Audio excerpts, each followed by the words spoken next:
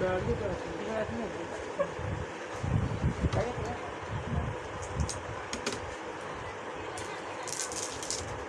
Face wash भी उन्हें देना चलो 10 देवी तरीका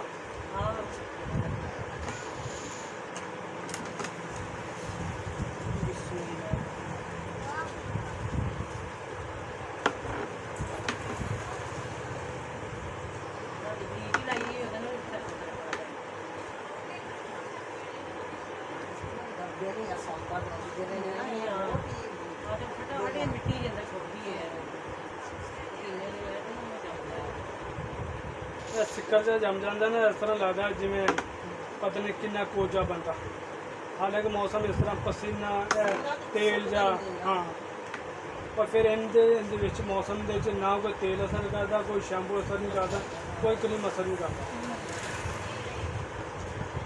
लेकिन वाहद क्रीम है जिन्होंने परवाह कोई रोज़ाना हिसाब न खड़े किनिया क्रीमां बिकती हैं और मजेदार की गल जो बंदा एक लै गया उन्हें खड़े किनिया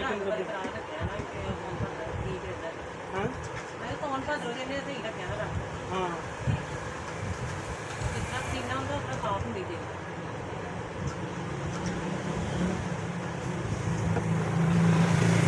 वरना कई दफा ना परेशान होते इस मौसम के क्रीमां का कम घट जाता गाहक नहीं लाता पसीना नहीं सुकता लेकिन मेरे को शुक्र अल्लाह पाक है इनका आर्डर पूरे नहीं होते मैं हूँ कल परसों मंगवाइया थी सारे अगे तक लगियां पईयां और जिस तरह शाम होएगी उस तरह खत्म होती जाती परसों भी तकरीबन रात को गाहक मुड़ के गया एक भी गाहक मुड़ के जाना बड़ा घाटा जाता वो बेचारा फिर कितों कितों दूरों आता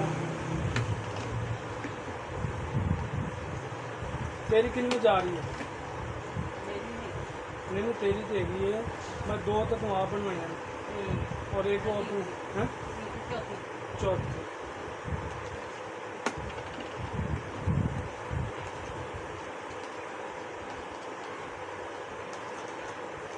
अगे एक माई कहन दी मैं शायद तुम जान दो इतने टांगा अड्डे मेरे मुंडे का इन्ना मसन रिजल्ट आया साढ़े सारे रिश्तेदार पूछे लेकिन मैंने लाया कि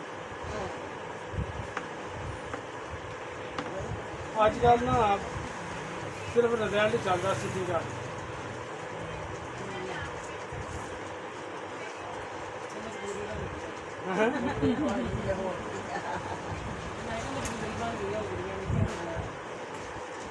देखो मजबूरी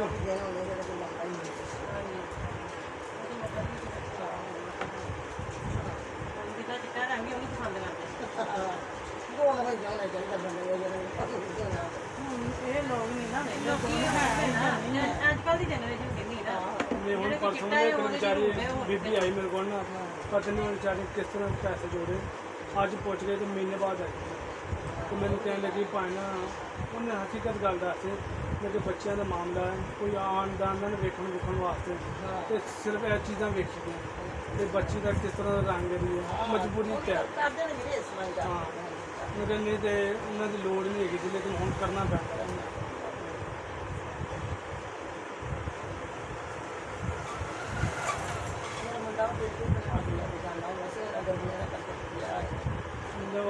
बाजी लाएगी ना इंशाल्लाह इन्हें आपने बता देना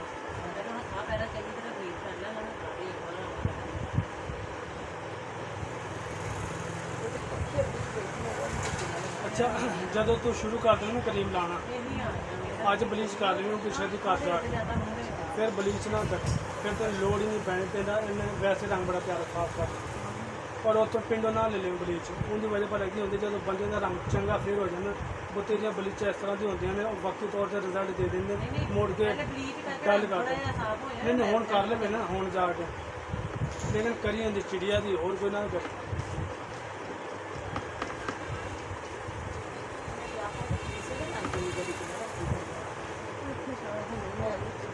रेड कलर च है बोतल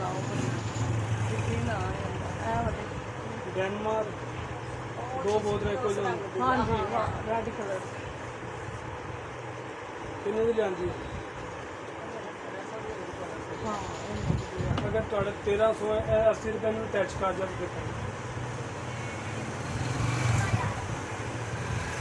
ਮਰਜ਼ੀ ਕਰ ਸਕਦੇ ਗਰਮੀ ਆ ਜਾਂਦੀ ਹੈ ਕੈਚ ਕਰ ਮੈਂ ਤੁਹਾਨੂੰ ਕਹਿ ਤੇ ਜਾਵਾਂ, ਮੈਂ ਤੁਹਾਨੂੰ ਉਦੋਂ ਦਿਖਾਇਆ ਸੀ ਆਪਣਾ ਹੱਥ। ਅੱਜ ਇਹ ਮੈਨੂੰ ਖਰੇ ਕਿੰਨੇ ਦਿਨ ਹੋ ਗਏ ਨੇ ਤੇ ਅਜੇ ਮੇਰਾ ਹੱਥ ਬਰਾਬਰ ਨਹੀਂ ਹੁੰਦਾ। ਅਜੇ ਪਤਾ ਲੱਗਦਾ ਇੰਨਾ ਰਿਜ਼ਲਟ। ਪਰ ਭਤੀਜੀ ਨੇ ਕੀਤੀ ਸੀ ਕਿ ਮੈਂ ਤੁਹਾਨੂੰ ਦੱਸਾਂ, ਇੰਨਾ ਰੰਗ ਫੇਰ ਹੱਦ ਤੋਂ ਜ਼ਿਆਦਾ ਤੇ ਉਹ ਲੇਡੀ ਤੋਂ ਜ਼ਿਆਦਾ ਫਰਕ ਹੈ। ਸਾਡੀ ਜਿਲਦ ਹੁੰਦੀ ਪੱਕੀ ਹਾਰਡ, ਤੇਰੇ ਨੇ ਡੱਬਿਆਂ 'ਚ ਪਾਉਣ ਲੱਗਣਾ।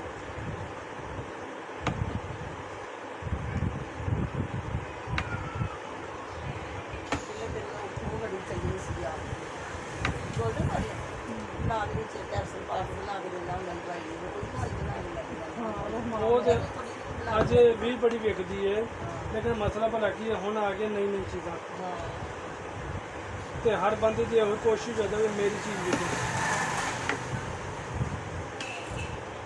ਮੈਂ ਨਾ ਜਿੱਦਾਂ ਦੀ ਵੇਚਣੀ ਸ਼ੁਰੂ ਕੀਤੀ ਆ ਵਾਲੇ ਬੜਾ ਅੱਲਾ ਪਾਕ ਨੇ ਰੰਗ ਲਾਇਆ, ਮੈਂ ਇੰਨਾ ਕੁ ਰੰਗ ਲਾਇਆ ਕਿ ਛੱਡ ਗਾ।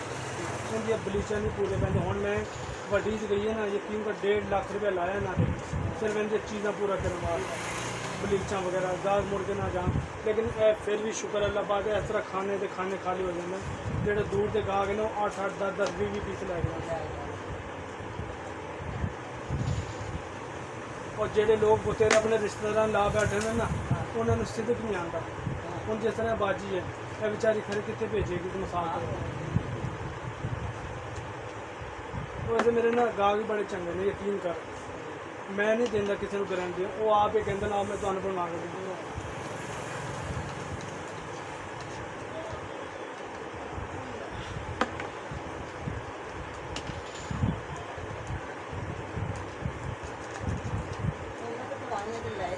ਫਰੀਜ਼ ਕਰਨੀ ਕਿ ਜਿਸ ਤਰ੍ਹਾਂ ਮਰਜ਼ੀ ਰੱਖ ਲਈਏ। ਹਾਂ ਫ੍ਰਿਜ 'ਚ ਰੱਖਣੀ ਕਿ ਜਿਸ ਇਹਦੇ 'ਚ ਤਰ੍ਹਾਂ ਰੱਖੀ ਨॉर्मल ਖਾਣੇ ਦੇ, ਜ਼ਿਆਦਾ ਬਰਫ ਵਾਲੇ 'ਚ ਨਾ ਰੱਖੀ।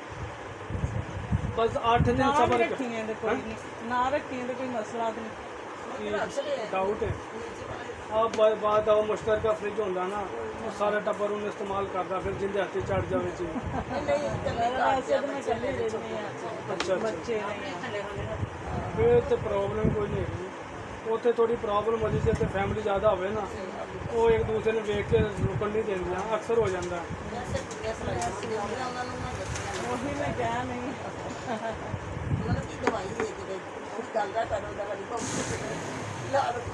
ਸਲਾਈ ਦੇ 4 ਕੁੜੀਆਂ ਆਉਂਦੀਆਂ। ਅੱਛਾ ਅੱਛਾ।